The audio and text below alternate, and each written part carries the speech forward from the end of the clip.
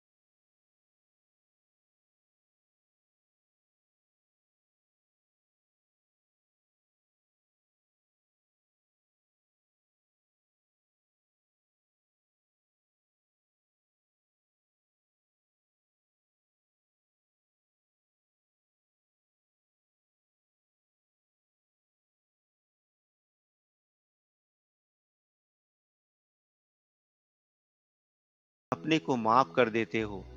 समझते हो हम तो पुरुषार्थी हैं, इसलिए अब पुरुषार्थी नहीं लेकिन सफलता का स्वरूप बनना है। कहाँ तक पुरुषार्थ में रहेंगे? जब स्वयं सफलता स्वरूप बनेंगे, तब दूसरी आत्माओं को भी सफलता का मार्ग बता सकेंगे। अगर खुद ही अंत तक पुरुषार्थी बन चलते रहेंगे, तो संगम के प्रारब्ध का अनुभव कब करेंगे? क्या यह जीवन पुरुषार्थी ही रहेंगे? इस संगम युग की प्रारब्ध प्रत्यक्ष रूप में नहीं प्राप्त करेंगे। संगम के पुरुषार्थ का फल क्या है? बच्चे कहते सफलता। तो सफलता स्वरूप भी निश्चय करने से सफलता होती रहेगी। जब यह समझेंगे कि मैं हूं ही सफलता का सितारा, तो असफलता कैसे आ सकती है? अपने मस्तक में विजय का सितारा देखते हो या देखेंगे? विजय तो निश्चित है ही। विजय अर्थात सफलता। अभी समय बदल रहा है। जब समय बदल गया, तो अपने पुरुषार्थ को भी बदलेंगे ना। अब बाप ने सफलता का रूप दिखला दिया, तो बच्चे भी रूप में व्यक्त देह में होते सफलता का रूप नहीं दिखाएंगे? अपने को सदैव सफलता का मूर्त ही समझो। निश्चय को विजय कहा जाता है। जैसा विश्वास रखा जाता है, वैसा ही कर्म होता है। निश्चय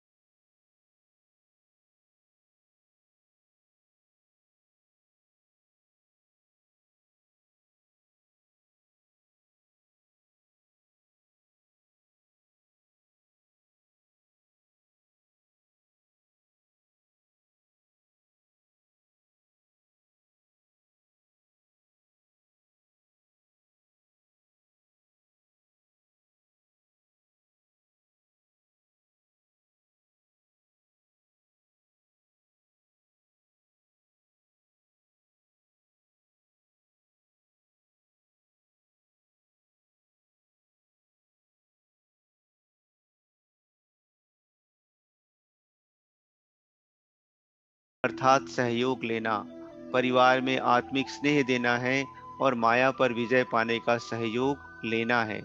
यह लेन-देन का हिसाब ठीक रहता है। इस संगम समय पर ही अनेक जन्मों का संबंध जोड़ना है। स्नेह है संबंध जोड़ने का साधन।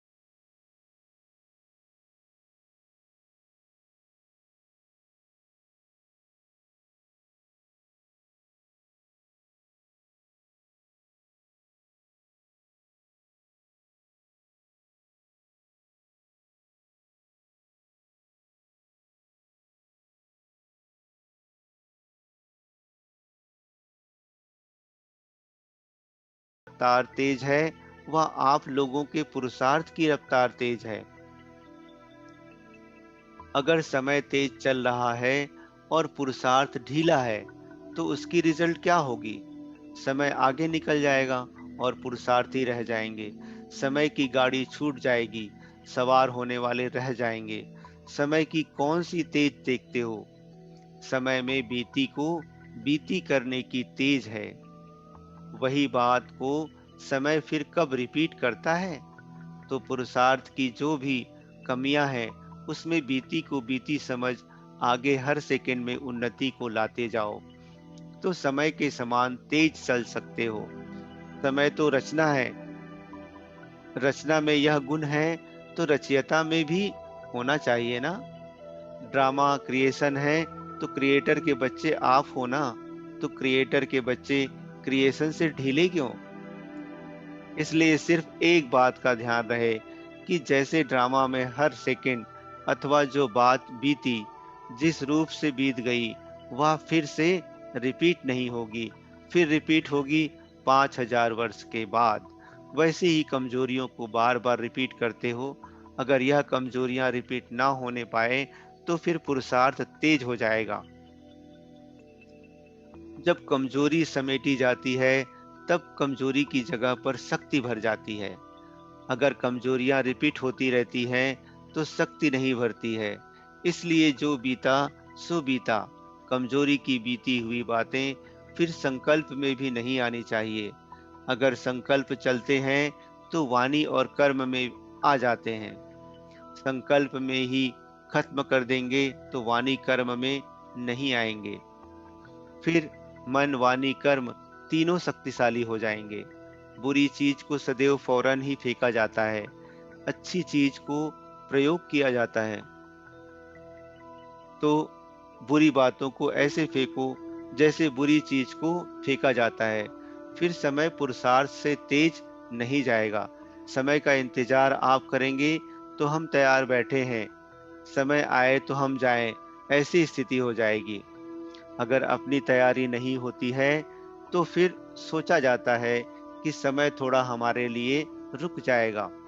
बांधेली का योग तेज होता है, क्योंकि जिस बात से कोई रोकते हैं, तो बुद्धि जरूर उस तरफ लगी रहती है।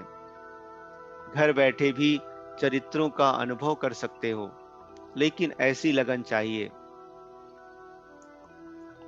जब ऐसी लगन अवस्था हो जाएगी, तो फिर बंधन कट जाएंगे। एक की याद ही अनेक बंधन को तोड़ने वाली है।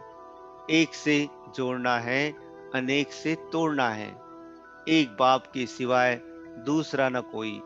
जब ऐसी अवस्था हो जाएगी, फिर यह बंधन आदि सभी खत्म हो जाएंगे। जितना अटूट स्नेह होगा, उतना ही अटूट सहयोग मिलेगा। सहयोग नहीं मिलता, इसका कारण स्नेह में कमी है। अटूट स्नेह रख करके अटूट सहयोग को प्राप्त करना है। कल्प पहले का अपना अधिकार लेने के लिए फिर से पहुंच गए हो, ऐसा समझते हो? वह स्मृति आती है कि हम ही कल्प पहले थे। अभी भी फिर से हम ही निमित्त बनेंगे। जिसको यह नशा रहता है, उनके चेहरे में खुशी और ज्योति रूप देखने में आता है। उनके चेहरे में अलौकिक अव्यक्ति की चमक रहती है। उनके नयनों से, मुख से सदैव खुशी ही खुशी देखेंगे। देखने वाला भी अपना दुख भूल जाए। जब कोई दुखी आत्मा होती है, तो अपने को खुशी में लाने के लिए खुशी के साधन बनाती है।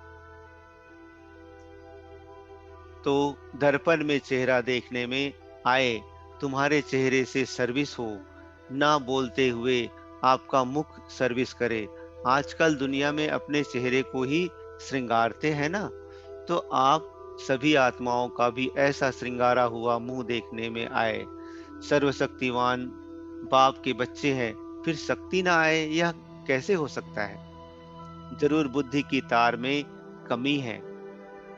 तार को जोड़ने के लिए जो युक्तियां मिलती है, उसको अभ्यास में लाओ।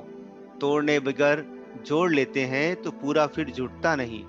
थोड़े समय के लिए जुटता, फिर टूट जाता है। इसलिए अनेक तरफ से तोड़कर एक तरफ जोड़ना है। इसके लिए संग भी चाहिए और अटेंशन भी चाहिए। हर कदम पर संकल्प पर अटेंशन।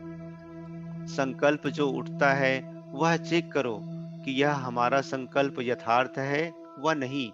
इतना अटेंशन जब संकल्प पर हो, तब वाणी भी ठीक और कर्म भी ठीक रहे। संकल्प और समय दोनों ही संगम युग के विशेष खजाने हैं, जिससे बहुत कमाई कर सकते हो। जैसे स्थूल धन को सोच समझकर प्रयोग करते हैं कि एक पैसा भी व्यर्थ ना जाए, वैसे ही यह संगम का समय और संकल्प व्यर्थ ना जाए। अगर संकल्प पावरफुल है, तो अपने ही संकल्प के आधार पर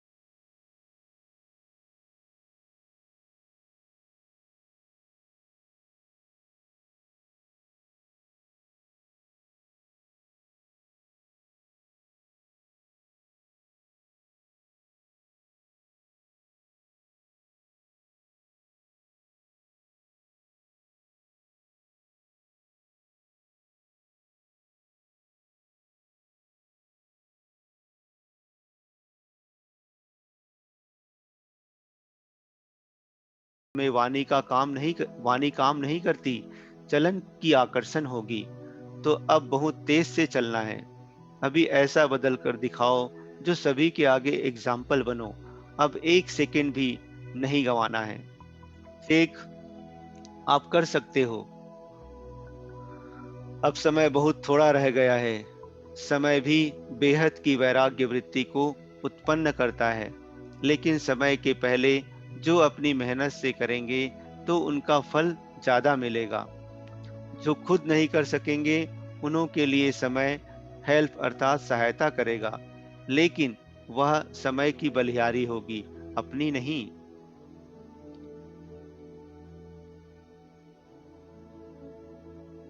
कितनी बार बाप दादा से मिले हुए हो, यह स्मृति में है कि अनेक बार यह जन्म सिद्ध अधिकार मिला है। कितना बड़ा अधिकार है जो कई प्रयत्नों से भी नहीं प्राप्त हो सकता। यह सहज ही प्राप्त हो रहा है। ऐसा अनुभव किया है। समय बाकी कितना है और पुरुषार्थ क्या किया है, दोनों की परख है। समय कम है और पुरुषार्थ बहुत करना है। जब कोई स्टूडेंट लास्ट टाइम पर आकर दाखिल होते हैं तो वह थोड़े समय में कितनी मेहनत करते हैं। जितना समय तेज जा रहा है इतना तेज पुरुषार्थ है। कब शब्द निकाल ही देना चाहिए। जो तीव्र पुरुषार्थी होते हैं वह कब शब्द नहीं बोलते, अब बोलेंगे, अब से करेंगे। यह संगम समय का 1 सेकंड भी कितना बड़ा मूल्यवान है। 1 सेकंड भी व्यर्थ गया तो कितनी कमाई व्यर्थ हो जाएगी। पूरे कल्प की तकदीर बनाने का यह थोड़ा समय है। 1 सेकंड पद्मों की कमाई करने वाला भी है और 1 सेकंड में पद्मों की कमाई गंवाता है। ऐसे समय को परख करके फिर पांव तेज करो। समस्याएं तो बनती रहेंगी। स्थिति इतनी पावरफुल हो जो परिस्थितियां स्थिति से बदल जाएं। परिस्थिति के आधार पर स्थिति ना हो, स्थिति परिस्थिति को बदल सकती है, क्योंकि सर्वशक्तिमान के संतान हो तो क्या ईश्वरीय शक्ति परिस्थिति नहीं बदल सकती? रचयिता के बच्चे रचना को नहीं बदल सकते हैं? रचना पावरफुल होती है व रचयिता, रचयिता के बच्चे रचना के अधीन कैसे होंगे? अधिकार रखना है ना, कि अधीन होना है। जितना अधिकार रखेंगे उतना परिस्थितियां भी बदल जाएंगी। अगर उनके पीछे पड़ते रहेंगे तो और ही सामना करेंगी। परिस्थितियों के पीछे पड़ना ऐसे है जैसे कोई अपनी परछाई को पकड़ने से वह हाथ नहीं आती है और ही आगे बढ़ती है, तो उसको छोड़ दो। वायुमंडल को बदलना यह तो बहुत सहज है। इतनी छोटी सी अगरबत्ती, खुशबू की चीज भी वायुमंडल को बदल सकती है, तो ज्ञान की शक्ति से वायुमंडल को नहीं बदल सकते? यह ध्यान रखना है। वायुमंडल को सदैव शुद्ध रखना है। लोग क्या भी बोलें,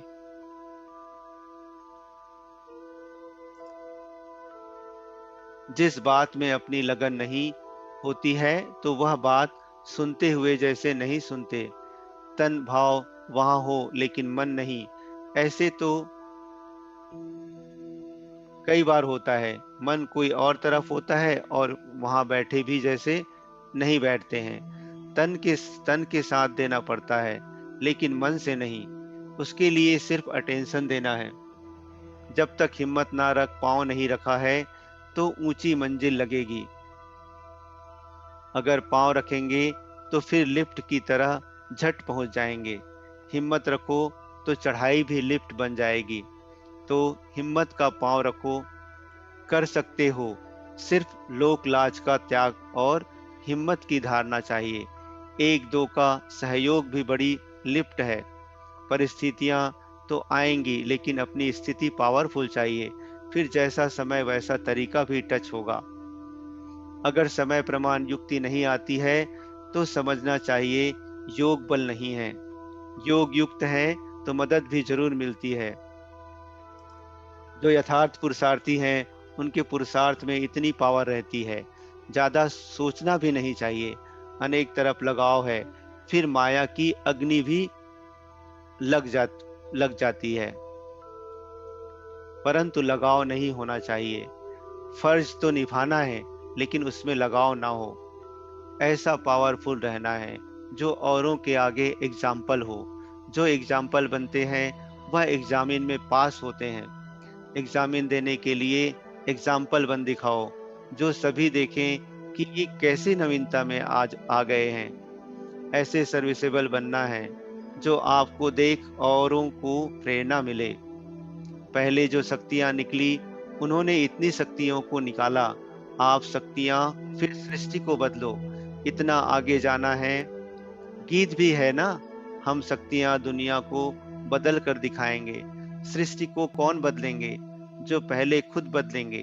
शक्तियों की सवारी शेर पर दिखाते हैं। कौन सा शेर? यह माया जो शेरनी रूप में सामना करने आती है।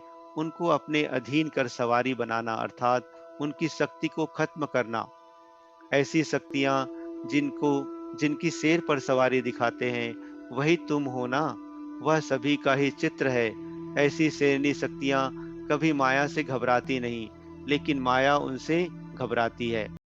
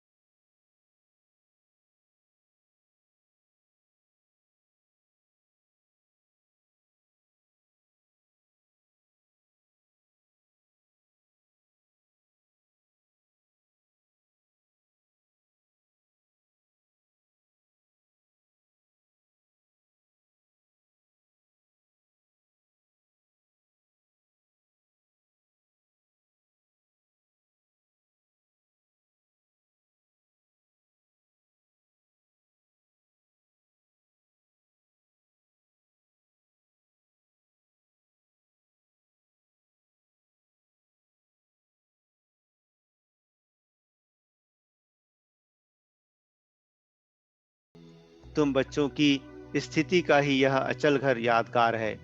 जैसे बाप दादा एक रस रहते हैं, वैसे बच्चों को भी एक रस रहना है। जब एक के ही रस में रहेंगे, तो एक रस अवस्था में रहेंगे। अच्छा। ओम शांति।